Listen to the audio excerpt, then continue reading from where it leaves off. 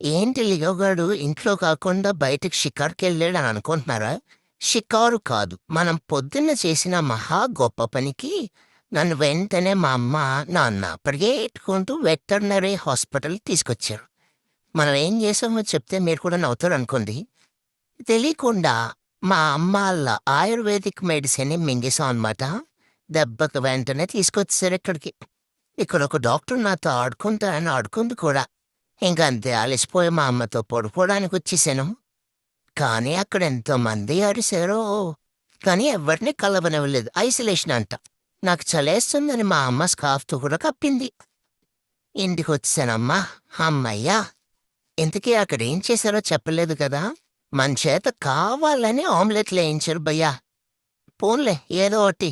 నన్ను చూసి మా అమ్మ భయపడింది కానీ, చూసారుగా మనం ఎంత యాక్టివ్‌గా ఉన్నామో. దెబ్బకి నాకు నిద్ర కూడా వచ్చింది. నాకెంత ఆకలిగా ఉన్నా నాకు ఫుడ్డే పెట్టొద్దన్నారు.